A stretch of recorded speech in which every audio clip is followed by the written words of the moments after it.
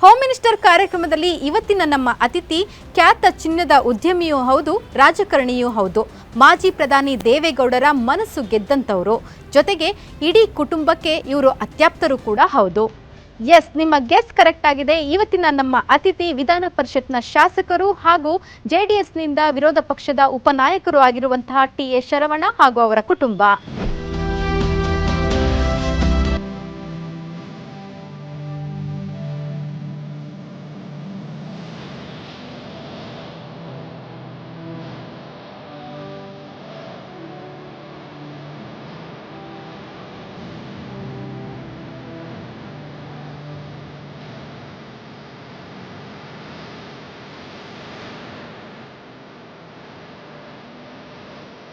S, ಈಗಾಗಲೇ ನಾನು introduction ಕೊಟ್ಟ ಹಾಗೆ ನಮ್ಮ ಜೊತೆಲಿದ್ದಾರೆ ವಿಧಾನ ಪರಿಷತ್ನ ಶಾಸಕರು ಹಾಗೂ ಜೆಡಿಎಸ್ ಪಕ್ಷದಿಂದ ವಿರೋಧ ಪಕ್ಷದ ಉಪನಾಯಕರಾಗಿರುವಂತಹ ಟಿ.ಎ. ಶರವಣ ಹಾಗೂ ಅವರು ಮುದ್ದಿನ ಮಡದಿ ಶೀಲಾದೇವಿ. ಬನ್ನಿ ಅವರಿಬ್ಬರನ್ನು ಕಾರ್ಯಕ್ರಮಕ್ಕೆ ಆತ್ಮೀಯವಾಗಿ ಸ್ವಾಗತಿಸೋಣ.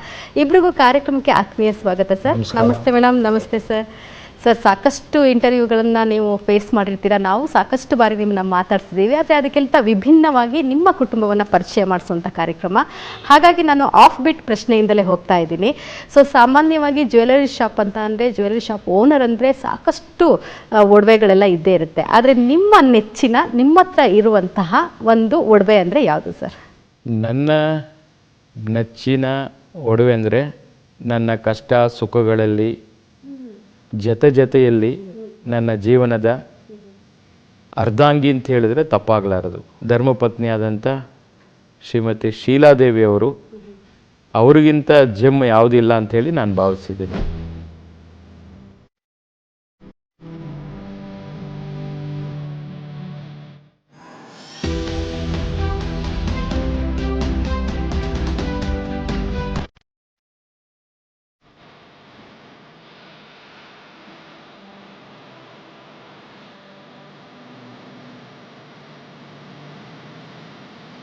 ಮೇಡಮ್, ಫಸ್ಟ್ ಪ್ರಶ್ನೆಯಲ್ಲೇ ನಿಮಗೆ ಕ್ರೆಡಿಟ್ ಫುಲ್, ಹೋಮ್ ಮಿನಿಸ್ಟರ್ಗೆ ಫುಲ್ ಕ್ರೆಡಿಟ್ ಕೊಡ್ತಿದ್ದಾರೆ. ಏನು ಹೇಳ್ತೀರಾ? ಅವ್ರು ಯಾವಾಗಲೂ ಹಾಗೆ ಮಾಡ್ತಾರೆ. ಕಷ್ಟಪಡೋದು ಎಲ್ಲ, ಹಾರ್ಡ್ ವರ್ಕ್ ಎಲ್ಲ ಅವ್ರದ್ದು ಇರುತ್ತೆ, ಬಟ್ ಕ್ರೆಡಿಟ್ ಎಲ್ಲ ನನಗೆ ಕೊಡ್ತಾರೆ. ನೀವು ರಾಜಕೀಯವನ್ನು ಮಾಡಲಿಕ್ಕೆ ಚೂಸ್ ಮಾಡ್ಕೊಂಡಂಥದ್ದು JDS ಪಕ್ಷ. ಸೊ ಯಾವ ಕಾರಣಕ್ಕೆ ನೀವು JDSನ ಚೂಸ್ ಮಾಡ್ಕೊಂಡ್ರಿ? ಈ ಬಡವರ ಬಗ್ಗೆ ಮತ್ತು ಒಂದು ಬದ್ಧತೆ ಇಟ್ಕೊಂಡು, ಕಾಳಜಿ ಇಟ್ಕೊಂಡು ಒಂದಷ್ಟು ಕೆಲಸಗಳನ್ನು ಅವರು ಮಾಡಬೇಕು ಅಂತೇಳಿ ಒಂದು ಕನಸನ್ನು ಹೊತ್ಕೊಂಡು ಅವರು ಸ್ಪಂದಿಸುವಂಥ ರೀತಿ ನೋಡಿ ನಾನು ಪ್ರೇರಣೆಯಾಗಿ, ಯಾಕೆ ನಾವು ಕೂಡ JDS ಪಕ್ಷಕ್ಕೆ ಸೇರಬಾರ್ದು, ಬರೀ ಉದ್ಯಮಿಯಾಗಿ ಸಾಮಾಜಿಕ ಹಿನ್ನೆಲೆ ಇಟ್ಕೊಂಡು ಸಮಾಜ ಸೇವೆ ಮಾಡೋದು that is different.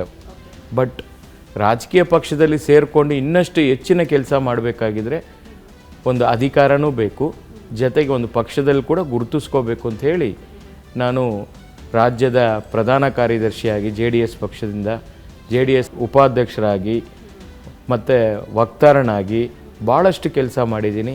Sushila madam, sir ರಾಜಕಾರಣಿಯೂ ಹೌದು, ಹಾಗೆಯೇ ಉದ್ಯಮಿ ಕೂಡ ಹೌದು. ಈ ಎರಡು ಕೆಲಸಗಳಲ್ಲಿ ನೀವು ಅವರಿಗೆ ಯಾವುದಕ್ಕೆ ಬಹಳ ಸಹಕಾರವನ್ನು ನೀಡ್ತೀರಾ? ಧರ್ಮಪತ್ನಿಯಾಗಿ ಎರಡಕ್ಕೂ ನಾನು ಸಹಕಾರ ಕೊಡ್ತೀನಿ. ರಾಜಕಾರಣಿ ಆಗುವಂಥ ವಿಚಾರದಲ್ಲಿ ಜನರನ್ನು ಅಟೆಂಡ್ ಮಾಡೋದಿರ್ಬೋದು, ಅಥವಾ ಸಜೆಷನ್ಸ್ಗಳನ್ನ ಕೊಡೋದು, ಅಥವಾ ಹೇಳ್ತೀನಿ, ಸಜೆಷನ್ ಎಲ್ಲ ಕೊಡ್ತೀನಿ. ಅವರು ಯಾವುದಾದ್ರೂ ಕೆಲವೊಂದು ಮಾಡಿದಾಗ ಈ ರೀತಿ ಅಲ್ಲ, ಆ ರೀತಿ ಅವರು ನಮ್ಮ ಅನಿಸಿಕೆನೂ ಕೇಳ್ತಾರಲ್ವಾ, ಆವಾಗ ತೋಚಿದ್ದನ್ನು ಒಂಚೂರು ಹೇಳ್ತೀವಿ. ಸೊ ಡಿಸ್ಕಸ್ ಮಾಡ್ತಿರ್ತಾರೆ? ಅದೆಲ್ಲ ಹಾಗೆಲ್ಲ ಏನಿಲ್ಲ, ಎಲ್ಲ ಡಿಸ್ಕಸ್ ಮಾಡ್ತಾರೆ. ಓಕೆ, ಸಾಕಷ್ಟು ಸ್ಟೇಟ್ಮೆಂಟ್ಗಳನ್ನು ಕೂಡ ಕೊಡ್ತಿರ್ತಾರೆ ಟಿವಿನಲ್ಲಿ. ಅದನ್ನೆಲ್ಲ ನೋಡಿ ನೀವು ಕಮೆಂಟ್? ಕೆಲವೊಂದು ಸ್ಟೇಟ್ಮೆಂಟ್ಗಳು ನೋಡಿದ್ರೆ ನನಗೆ ಒಂಥರ ಭಯ ಆಗುತ್ತೆ. ಸ್ಟಾರ್ಟಿಂಗಲ್ಲಿ ಇನ್ನೂ ತುಂಬ ಜಾಸ್ತಿ ಒಂಥರ ಆಗುತ್ತೆ. ಇವಾಗ ಸ್ವಲ್ಪ ಎಲ್ಲ ಅಭ್ಯಾಸ ಆಗೋಗ್ಬಿಟ್ಟಿದೆ, ಏನಾಗಲ್ಲ. ಅವ್ರು ಕರೆಕ್ಟಾಗಿ ಕೊಡ್ತಾರೆ, ಕರೆಕ್ಟಾಗಿ ಮಾತಾಡ್ತಾರೆ. ಓಕೆ, ಆ ಥರ ಭಯಪಟ್ಟಿದ್ದ ಸ್ಟೇಟ್ಮೆಂಟ್ ಯಾವುದು? ಇವ್ರಿಗೂ ಕೂಡ ಈ ಥರ ಮಾತಾಡಬೇಡ್ರಿ ಅಂತ ಹೇಳಿದ್ದು ಯಾವ್ದಾರು ಉಂಟಾ? ಅವ್ರು ಮಾತಾಡಬೇಡ್ರಿ ಅಂತ ಹೇಳೋದಂದ್ರೆ ನಾನು ಒಂದೇ ಮಾತು, ತುಂಬ ಜೋರಾಗಿ ಮಾತಾಡ್ತಾರೆ. ಓಕೆ, ಅದು ಬಂದು ಅಷ್ಟೇ, ಇನ್ನೇನೂ ಇಲ್ಲ.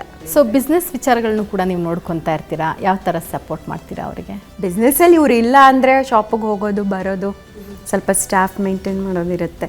ಇವರಿದ್ರು ಅಂದರೆ ಇವರೇ ನೋಡ್ಕೊಳ್ತಾರೆ. ಆವಾಗಲೂ ನಮ್ಮದೇನೂ ಇರಲ್ಲ, ಆಲ್ಮೋಸ್ಟ್ ಅವ್ರದ್ದೇ ಏನೋ ಒಂದು ಹಾಜರಿ ಅಷ್ಟೇ ಅಲ್ಲಿ. ಮೂಲತಃ ನೀವು ಎಲ್ಲಿಯವರು ಸರ್? ತಂದೆ ತಾಯಿ ಏನು ಬಿಸ್ನೆಸ್ ಮಾಡ್ತಾಯಿದ್ರು? ತಂದೆ ಅಮೃತ ಕಂಠೇಶ ಶೆಟ್ರು, ತಾಯಿ ಧನಲಕ್ಷ್ಮಮ್ಮ. ನಾವು ಬಡ ಕುಟುಂಬದಿಂದ ಜನಿಸಿರತಕ್ಕಂಥವನು. ನಾನು 4ನೇದವನು. ನನಗೆ ಹಿರಿಯರು ಎಲ್ಡರ್ ಸಿಸ್ಟರ್ಸ್ 3 ಜನ ಇದ್ದಾರೆ. 2 ಯಂಗರ್ ಸಿಸ್ಟರ್ ಇದ್ದಾರೆ. ನನ್ನ ಬ್ರದರ್ ಒಬ್ಬ ಇದ್ದಾನೆ, ಯಂಗರ್ ಬ್ರದರು. ಸೊ ನಾವು 7 ಜನ ನನ್ನ ತಂದೆ ತಾಯಿಯಂದರಿಗೆ. ಬಹುಶಃ 3 ಜನ ಹೆಣ್ಣುಮಕ್ಕಳು ಜನಿಸಿದ ನಂತರ ಮೊದಲನೇ ಮಗ ನಾನು. ಸೊ ಹಾಗಿದ್ರೆ ಬಹಳ ಪ್ರೀತಿ ಇರಬೇಕು ನಿಮ್ಮ ಮೇಲೆ. ಓಕೆ. ತುಂಬನೇ ಅವರು ಅರಿಕೆ ದೇವರುಗಳಿಗೆಲ್ಲ ಅರಿಕೆ ಹೊತ್ಕೊಂಡು, ವಿಶೇಷವಾಗಿ ಸುಬ್ರಹ್ಮಣ್ಯೇಶ್ವರನಿಗೆ ಅರಿಕೆ ಹೊತ್ಕೊಂಡು ನಾನು 4ನೇದಾಗಿ ಜನಿಸಿದಾಗ ಭಾಳ ಖುಷಿಪಟ್ಟರು. ಎಲ್ಲರೂ ಕೂಡ ಈ ಸಂದರ್ಭದಲ್ಲಿ ಅವರು ಭಾಳಷ್ಟು ಭಕ್ತಿಯಿಂದ ನಮ್ಮ ತಾಯಿ ವಿಶೇಷವಾಗಿ ದೇವರ ಪೂಜೆ ಪುನಸ್ಕಾರ ಅಂತ ಹೇಳಿ ಭಾಳಷ್ಟು ಈ ಟ್ರೆಡಿಷ್ನಲ್ ಲೈಫನ್ನ ಅಳವಡಿಸ್ಕೊಂಡು ಬಂದಿರತಕ್ಕಂಥವ್ರು. ಓಕೆ. ಸೊ ಸುಬ್ರಹ್ಮಣ್ಯನಿಗೆ ಹರಕೆ ಇದರಿಂದ ನಿಮ್ಮ ಹೆಸರು ಶರವಣ ಅಂತ ಆಗಿ. ಓಕೆ. ಹೌದು. ಅದು ವಿಶೇಷವಾಗಿ ಸುಬ್ರಹ್ಮಣ್ಯ ಸ್ವಾಮಿ ಒಂದು ಆಶೀರ್ವಾದದಿಂದ ನಾನು ಗಂಡ್ಮಗು ಆಯಿತು ಅಂಥೇಳಿ ಇಡೀ ಹಬ್ಬ ಮಾಡಿದ್ದಾರೆ. ನಾನು ಸರ್ಕಾರಿ ಶಾಲೆಯಲ್ಲಿ ಓದಿದರೂ ಕೂಡ ಭಾಳ ತುಂಬ ಚೆನ್ನಾಗಿ ನಾನು ಓದ್ತಾ ಇದ್ದೆ. SSLCಯಲ್ಲಿ ನಾನು 99 ಮಾರ್ಕ್ಸ್ ಪಡೆದಿದ್ದೆ 1987. ಆ ಟೈಮಲ್ಲಿ ಸಾಕಪ್ಪ ಇರೋ ಸಂದರ್ಭದಲ್ಲಿ ಈಗೆಲ್ಲ ಡಿಗ್ರಿಗೆ ಸಮಾನ. ಆಗಿನ SSLC 1987.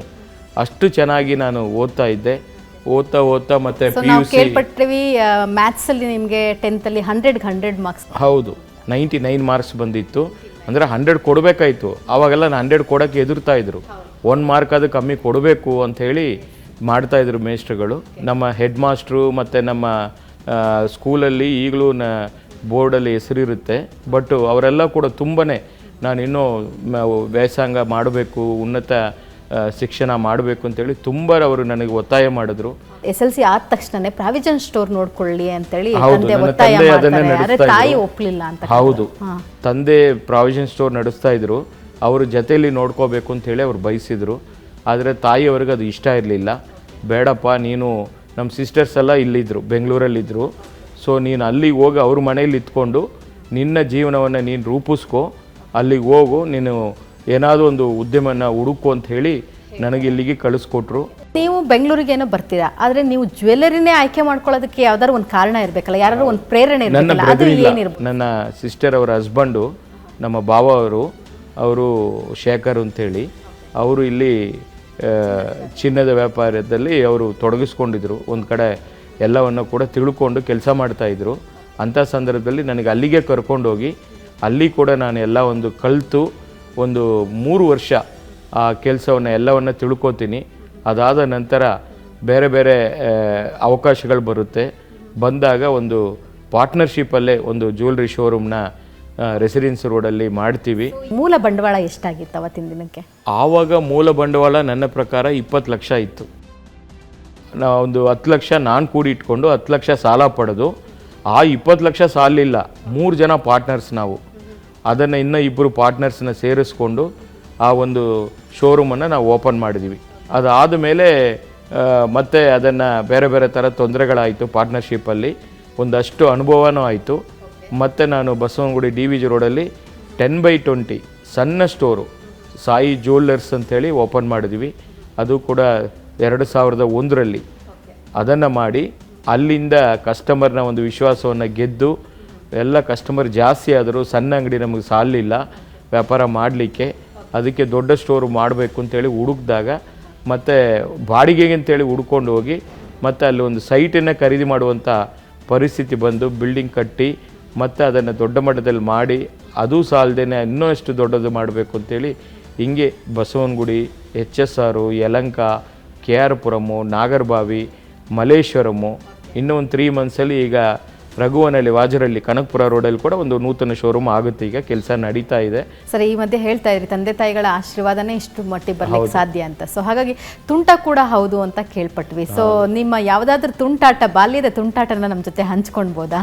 ಚಿಕ್ಕ ವಯಸ್ಸಿಂದನೇ ಸ್ವಲ್ಪ ನಾನು ಸ್ಕೂಲಲ್ಲಿರಲಿ ಮತ್ತು ಬೇರೆ ಬೇರೆ ಕಡೆ ಇರಲಿ ಸ್ವಲ್ಪ ತುಂಟಾನೇ. ನಾನು ಸ್ವಲ್ಪ ಜಾಸ್ತಿ ಓಡಾಡೋದು. ಚಿಕ್ಕ ಮಗು ಇದ್ದಾಗ ಕೂಡ ಯಾವುದೋ BTS ಬಸ್ಸುಗಳು ಹೋದಾಗ ಕೂಡ ಬಸ್ ಹಿಂದೆ ಹೋಗಿ ನಾನು ಟಚ್ ಮಾಡೋದಾಗಲಿ, ಓಡೋದಾಗಲಿ, ಈ ಥರದ್ದೆಲ್ಲ ಭಾಳ ತುಂಟಾಟ ಮಾಡ್ತಾಯಿದ್ದೆ ಅಂಥೇಳಿ ಅವ್ರು ಹೇಳ್ತಾಯಿದ್ರು. ಅದೇ ರೀತಿಯಲ್ಲಿ ಮನೆಗಳಲ್ಲಿ ಕೂಡ ಒಂದಿನ ಒಲೆ ಅಂಟಿಸಿರ್ತಾರೆ. ಅಂಥ ಸಂದರ್ಭದಲ್ಲಿ ನಾನು ಹೋಗಿ ಕೈಯನ್ನು ಇಟ್ಬಿಟ್ಟು ಸುಟ್ಕೊಂಡಿರತಕ್ಕಂಥ ನಿರ್ದೇಶನ ಕೂಡ ಇದೆ. ಇದೇ ಈ ಕೈದು ನೋಡಿ, ಈ ಇನ್ನೂ ಒಂದು mark ಹಾಗೆ ಬೆರಳಿನ ಗುರುತು ಇದೆಯಲ್ಲ, ಇದು ನನ್ನ ಮಗು ಇದ್ದಾಗ ಆಗಿರತಕ್ಕಂಥದ್ದು. ಇದು ಯಾಕೋ ಇದು ಒಂಥರ ಅದೃಷ್ಟ ಅಂತ ಅನಿಸ್ಬಿಟ್ಟಿದೆ ನನಗೆ. ನಾನು ಇದನ್ನು ಇಷ್ಟುವರೆಗೂ ನಾನು ಏನೂ ಮಾಡೋಕ್ಕೆ ಹೋಗಿಲ್ಲ, ಆಪರೇಷನು ಮಾಡೋಕ್ಕೆ ಹೋಗಿಲ್ಲ. ಇದು ಹೀಗೆ ಇದೆ, ಈ ಗುರುತು ನೋಡಿ ಹಾಗೇ ಇದೆ. ಅಪ್ಪ ಅಮ್ಮ ಇಬ್ಬರಲ್ಲಿ ಯಾರು ತುಂಬಾ ಸ್ಟ್ರಿಕ್ಟ್ ಮಾಡ್ತಿದ್ರು ನಿಮಗೆ? ನನಗೆ ನನ್ನ ತಾಯಿನೇ. ನಮ್ಮ ತಾಯಿ ಮತ್ತು ಅವರು ತುಂಬಾ ನಮ್ಮ ಶ್ರೇಯಸ್ಸಕ್ಕೋಸ್ಕರ ಅವರು ಜೀವ ಬಿಡೋವರೆಗೂ ತುಂಬಾ ನನ್ನ ಜೊತೆಯಲ್ಲಿ ಎಲ್ಲ ರೀತಿಯಲ್ಲಿ ಅವರು ನನಗೆ ಮಾರ್ಗದರ್ಶಕರಾಗಿ, ತಾಯಿಯಾಗಿ ಮತ್ತು ಎಲ್ಲ ರೀತಿಯಲ್ಲಿ ಜೊತೆಯಲ್ಲಿ ಎಲ್ಲ ಥರನೂ ಅವ್ರು ನನಗೆ ಸಹಕಾರ ಕೊಟ್ಟಿದ್ದಾರೆ. ಪ್ರೀತಿ, ತುಂಬ ಪ್ರೀತಿ. ನಾನಂದ್ರೆ ತುಂಬ ಇಷ್ಟ ನನ್ನ ತಾಯಿಗೆ. ಒಂದಿನ ಅವ್ರು ನನ್ನ ನೋಡಿಲ್ಲ, ನಾನು ಅವ್ರನ್ನ ನೋಡಿಲ್ಲ ಅಂದರೂ ಕೂಡ ಅವ್ರಿಗೆ ಎಲ್ಲೋ ಒಂಥರ ಏನೋ ಕಳ್ಕೊಂಡಂಗೆ ಅನ್ನಿಸ್ತಾ ಇತ್ತು. ಯಾವಾಗ ನಿಮ್ಮನ್ನಾಗಲಿದ್ದು ತಾಯಿ? ನನ್ನ ತಾಯಿ 4 ವರ್ಷ ಆಯಿತು. ಕೋವಿಡ್ ಸಂದರ್ಭದಲ್ಲಿ ಅವರು ಹಾರ್ಟ್ ಅಟ್ಯಾಕಿಂದ ತೀರ್ಕೊಂಬಿಟ್ರು. ಅದ್ರ ಹಿಂದೆ ಒಂದು 2-3 ವರ್ಷ ಹಿಂದೆ ತಂದೆ ತೀರ್ಕೊಂಡಿದ್ರು. ಸೊ ಅದಾದಮೇಲೆ ತಾಯಿ ತೀರ್ಕೊಂಡಿದ್ರು. ಇವತ್ತು ತಂದೆ ತಾಯಿ ಇಬ್ಬರೂ ಇಲ್ಲ ನನಗೆ. ಸೊ ಅವರ ಒಂದು ಮಾರ್ಗದರ್ಶನ, ಅವರ ಒಂದು ಸಿದ್ಧಾಂತ, ಅವರ ಒಂದು ಏನು ಸಂಸ್ಕೃತಿ ಏನಿದೆ, ಪೂಜೆ ಪುನಸ್ಕಾರ, ದಾನ ಧರ್ಮ ಅಂತ ಏನು ನನ್ನ ತಂದೆ ತಾಯಿ ಏನು ಹೇಳ್ಕೊಟ್ಟಿದ್ದಾರೆ ಅದನ್ನೇ ಮುಂದುವರಿಸ್ತಾ ಇದ್ದೀನಿ.